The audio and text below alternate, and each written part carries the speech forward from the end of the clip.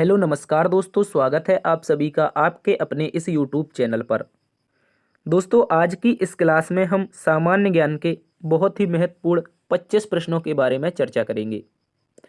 आज की ये जो क्लास रहने वाली है वो दोस्तों विभिन्न प्रतियोगी परीक्षाएं जैसे आपके एसएससी के एग्ज़ाम जैसे जीडी, सीएचएसएल, सीजीएल और इसके अतिरिक्त सीपीओ वगैरह जो एग्ज़ाम होते हैं, उसके अतिरिक्त दोस्तों आपका दिल्ली पुलिस का एग्ज़ाम भी एसएससी करवाता है।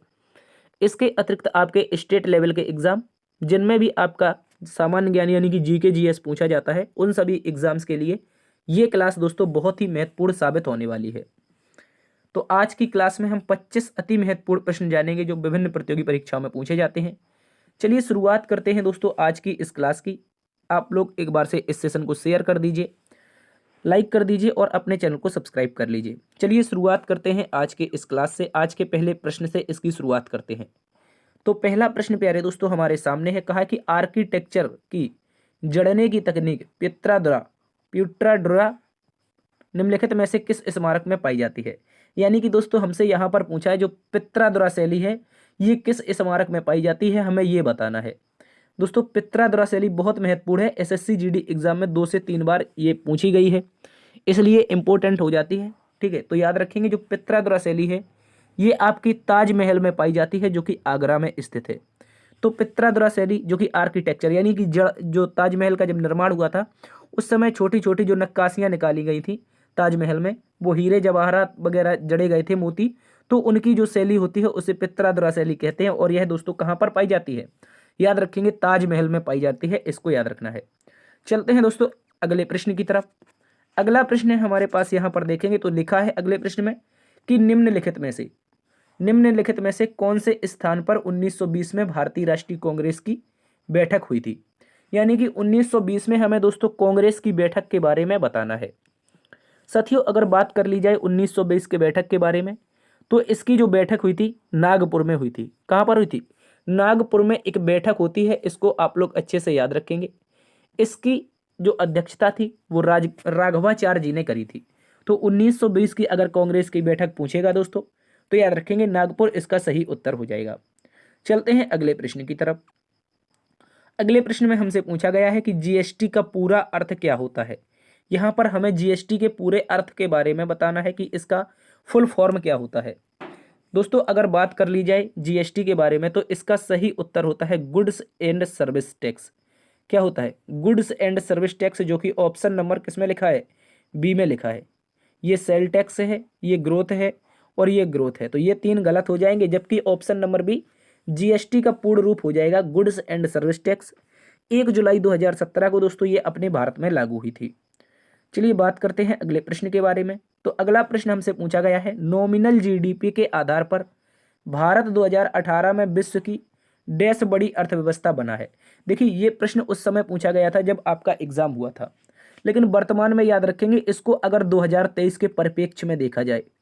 अगर दोस्तों 2023 के परिप्रेक्ष्य में देखा जाए तो अभी नॉमिनल जीडीपी के आधार पर जो अपना प्यारा भारत है वो चौथी, याद रखेंगे ये कैसा हो गया है, सॉरी पांचवी पांचवी सबसे बड़ी अर्थव्यवस्था है, इसको याद रखेंगे।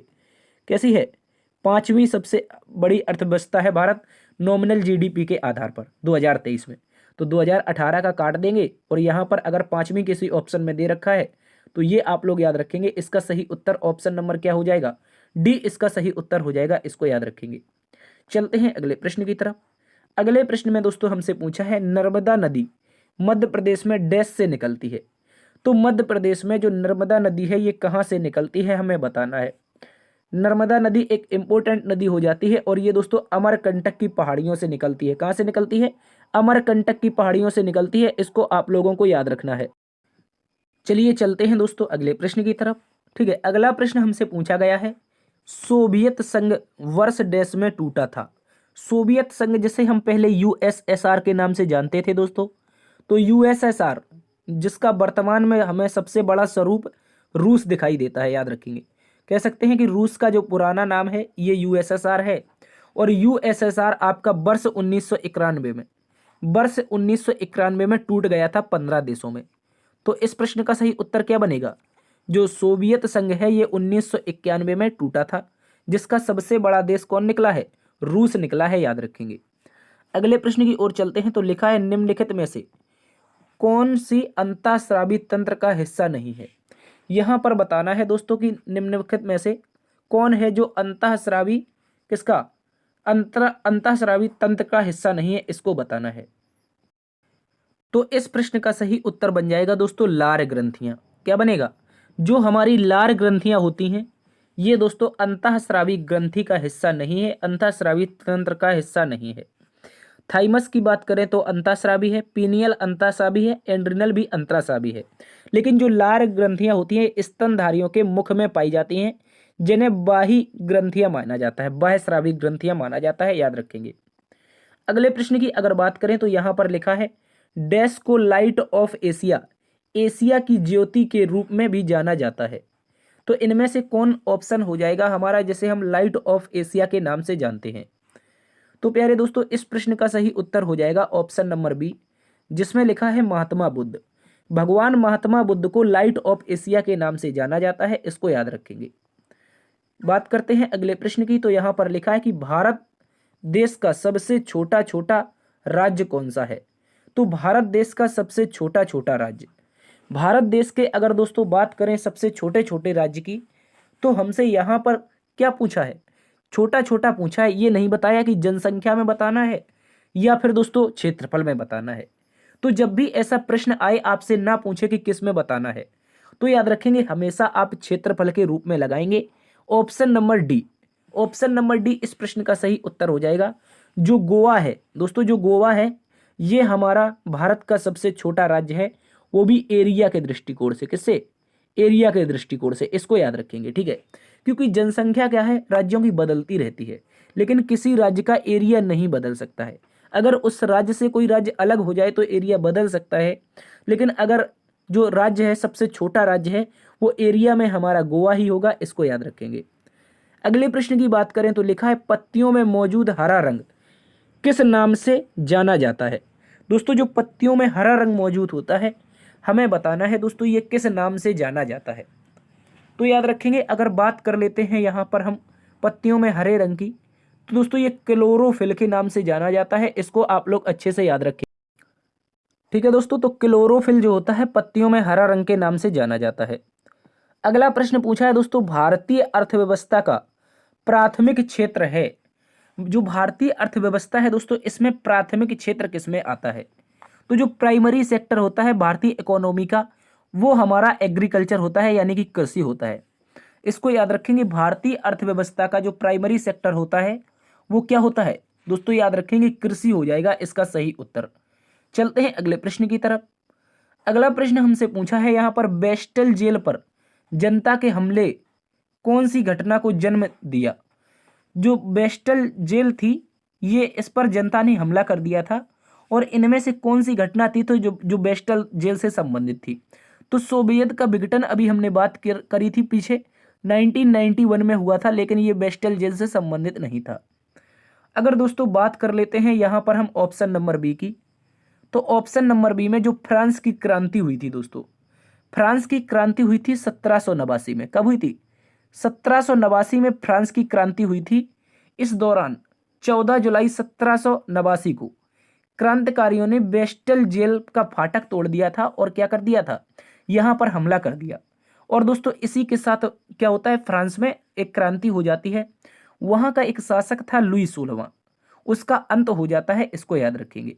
तो ना तो ये रूसी क्रांति से संबंधित होगा ना ही जार के पतन से, फ्रांस की क्रांति इस प्रश्न का सही उत्तर है, बेस्टल जेल की घटना। अगला प्रश्न हमसे पूछा गया है नमक का रासायनिक नाम क्या होता है। दोस्तों अगर हम बात कर लेते हैं नमक के रासायनिक नाम के बारे में, तो नमक का जो रासायनिक नाम होता है ये सोडियम क्लोराइड होता है, इसको याद रखेंगे। इसका फॉर्मूला भी होता है NaCl, ठीक है, NaCl सोडियम क्लोराइड, इसको आप लोग अच्छे से याद रखेंगे। एक प्रश्न हमसे दोस्तों पूछा गया है यहाँ पर जिनजेकस एक प्रसिद्ध था, जिनजेकस क्या था याद रखेंगे, ये हमसे पूछा है। तो दोस्तों अगर बात करें जिनजेकस के बारे में तो ये एक चिंतक था। ये प्यारे दोस्तों एक चिंतक था, याद रखेंगे, एक दार्शनिक था। शिक्षा के क्षेत्र में इसने बहुत बड़ा योगदान दिया था, ठीक है, इसको याद रखेंगे। तो दोस्तों इसे क्या कहा जाता है, आप लोग अच्छे से याद रखेंगे, इसको कहा जाता है चिंतक। ठीक है, चलते हैं अगले प्रश्न की तरफ। अगला प्रश्न हमसे पूछा है डैश। डैश एक पक्षी है जो शांति का प्रतीक है। तो इन चार ऑप्शन में से ऐसा कौन सा पक्षी है जो शांति का प्रतीक है? जल्दी से आप लोग इसका सही उत्तर बताइए। ठीक है दोस्तों, तो दोस्तों आपको याद रखना है जो शांति का प्रतीक होता है वो कबूतर होता है। कौन होता है? याद रखेंगे दोस्तों, जो कबूतर होता है, जो कबूतर होता है यह शांति का प्रतीक होता है। इस प्रश्न का सही उत्तर हो जाएगा हमारा कबूतर। ठीक है, इसको आप लोग अच्छे से याद रखेंगे। कौवा उद्दंड का प्रतीक होता है। ठीक है, इसको याद रखेंगे। उल्लू एक ऐसा पक्षी है जो रात में देख सकता है। और मोर को हम जानते हैं ये हमारा नेशनल बर्ड है। तो कबूतर शांति का प्रतीक हो जाएगा। अगला प्रश्न देखिए, यहां पर लिखा है पुस्तक इंडिया 2020 डैश द्वारा लिखी गई थी। अगर बात करेंगे हम पुस्तक इंडिया 2020 के बारे में, तो यह किसकी पुस्तक है हमें यह बताना है। याद रखेंगे एपीजे अब्दुल कलाम, भारत के मिसाल महन कहे जाने वाले एपीजे अब्दुल कलाम की पुस्तक है दोस्तों इंडिया 2020। ये महत्वपूर्ण प्रश्न है, इसको आप लोग अच्छे से याद रखेंगे।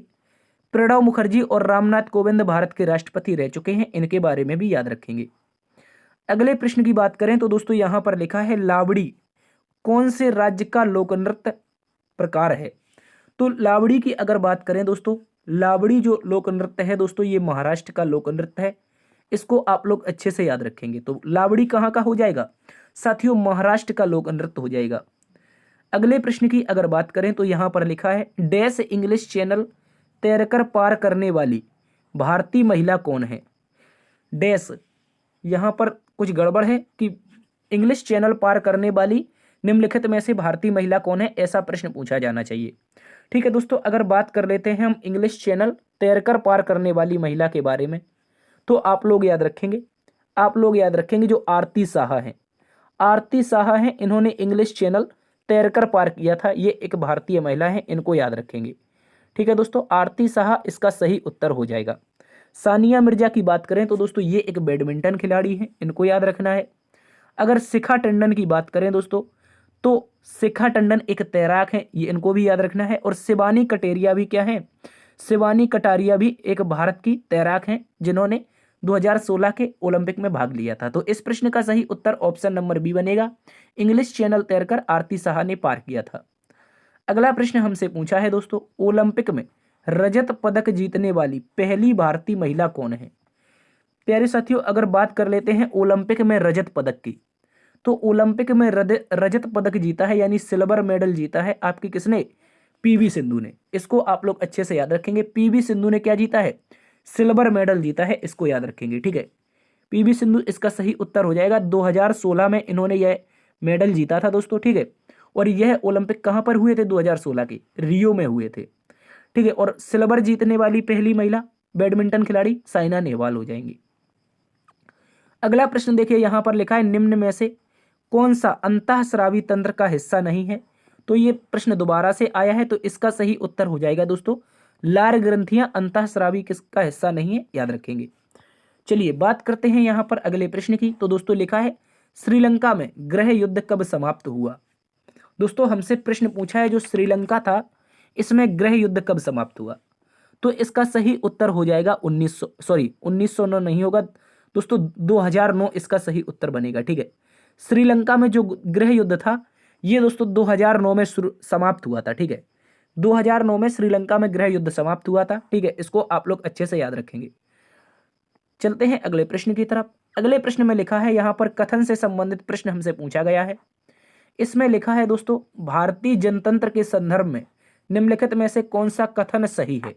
यहां पर 4 कथन है और भारतीय जनतंत्र के संबंध में क्या पूछा है? सही कथन हमसे पूछा है, इसको बताना है। तो दोस्तों बात करते हैं पहले कथन की, लोगों को तीर्थ यात्रा के लिए भुगतान करने का आदेश है। क्या कहीं पर लिखा है कि भारत में जो तीर्थ यात्रा होगी वो टैक्स के रूप में ली जाएगी? तो ऐसा कहीं नहीं लिखा, ये टैक्स फ्री होती है हमारी तीर्थ यात्रा। ठीक है, इसके अतिरिक्त लिखा है लोगों को अपने प्रतिनिधियों को चुनने की अनुमति होती है, यानी कि ये बात सही है दोस्तों। जैसे आज रिजल्ट आया है, माफी चाहेंगे कल रिजल्ट आया है आपका किसका? 3 राज्यों के चुनाव का, तो लोगों ने वहां अपने मन पसंद के प्रतिनिधि चुने हैं। 4 राज्यों के चुनाव का रिजल्ट आया है। तो जो लोग होंगे जनतंत्र में, भारतीय जनता के तंत्र में, यहां पर याद रखेंगे अपने प्रतिनिधि चुन सकते हैं। ठीक है, यहाँ पर लिखा है वित्तीय आपातकाल के हिस्सों में लोगों को देश पर कब्जा कर लेने का अधिकार है, ऐसा कहीं भी जिक्र नहीं मिलता है। एक लिखा है सेना को देश पर शासन करने की अनुमति है, यह भी ऐसा नहीं है। सेना जो होती है वो पाकिस्तान में शासन करती है, अपने भारत में नहीं। ठीक है, याद रखेंगे। लोगों को अपने प्रतिनिधि चुनने का सही अधिकार है भारतीय जनतंत्र में। अगला प्रश्न यहाँ पर लिखा है कि मानव शरीर की सबसे लंबी हड्डी कौन सी है। यह भी एक महत्वपूर्ण प्रश्न है, इसको याद रखेंगे दोस्तों। मानव शरीर की सबसे लंबी हड्डी होती है जांघ की हड्डी। कौन सी? जांघ की हड्डी मानव शरीर की सबसे लंबी हड्डी होती है, याद रखेंगे। ये इसका नाम होता है फीमर। ठीक है, फीमर हड्डी क्या होती है? सबसे लंबी होती है दोस्तों। अगर हम बात कर लेते हैं टिबिया की, टिबिया भी मानव के पैर में पाई जाने वाली हड्डी होती है, इसको भी याद रखेंगे। ठीक है, चलते हैं अगले प्रश्न की तरफ। अगले प्रश्न में हमसे पूछा है दोस्तों डीएनए का पूर्ण रूप क्या है। डीएनए के अगर दोस्तों पूर्ण रूप की बात करें तो ये होता है डीऑक्सीराइबोन्यूक्लिक एसिड। दोस्तों क्या होता है? डीऑक्सीराइबोन्यूक्लिक एसिड इसका सही उत्तर है, ऑप्शन नंबर बी में दे रखा है। याद रखेंगे, एक बार फिर से सुन लीजिए। डीएनए, डीएनए याद रखेंगे, डीएनए डीऑक्सीराइबोन्यूक्लिक एसिड इसका सही उत्तर है। जबकि आरएनए की अगर बात करेगा, ठीक है, आरएनए की अगर दोस्तों हमसे बात करेगा तो यहां पर क्या कर देंगे हम? राइबोन्यूक्लिक एसिड कर देंगे केवल। ठीक है, आरएनए राइबोन्यूक्लिक एसिड जो फीमेल में पाया जाता है, जबकि डीएनए मेल में पाया जाता है, इसका डीऑक्सीराइबोन्यूक्लिक एसिड होता है। चलते हैं अगले प्रश्न की तरफ। अगला प्रश्न पूछा है तमिलनाडु की प्रख्यात शास्त्रीय नृत्य शैली कौन सी है। तो तमिलनाडु की अगर बात करें नृत्य शैली की तो इसका सही उत्तर हो जाएगा दोस्तों भरतनाट्यम। तमिलनाडु में भरतनाट्यम होता है, इसको याद रखेंगे। अगर बात करेंगे आंध्र प्रदेश की, आंध्र प्रदेश में क्या होता है? कुचिपुड़ी होता है। बात करेंगे हम उत्तर प्रदेश की, ठीक है, उत्तर प्रदेश की या नॉर्थ इंडिया की, तो कथक इसका सही उत्तर है। अगर मोहिनी अट्टम की बात करें तो दोस्तों केरल इसका सही उत्तर है। ठीक है, केरला, केरला मोहिनी अट्टम, भरतनाट्यम तमिलनाडु, कुचिपुड़ी आंध्र प्रदेश और कथक उत्तर प्रदेश। ठीक है, याद रखेंगे। अगले प्रश्न में हमसे कहा है डैश भारत का एक प्रमुख लौह अयस्क क्षेत्र है।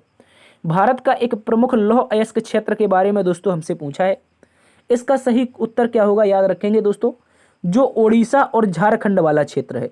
भारत का जो ओडिशा और झारखंड वाला क्षेत्र है दोस्तों, ये भारत का एक प्रमुख लौह अयस्क क्षेत्र है, इसको आप लोग अच्छे से याद रखेंगे। तो साथियों आज के 25 क्वेश्चन यहीं पर समाप्त होते हैं। आशा करते हैं आज की वीडियो आपको पसंद आई होगी, इन्फॉर्मेटिव लगी होगी। यदि वीडियो दोस्तों इन्फॉर्मेटिव लगी है तो आप लोग एक बार से सेशन को जल्दी से शेयर कर दीजिए। अभी तक लाइक नहीं किए, लाइक कर दीजिए, शेयर कीजिए और अपने चैनल को सब्सक्राइब कर लीजिए। Thanks for watching. देखते रहिए लर्न विद डीएस सर। जय हिंद, जय भारत।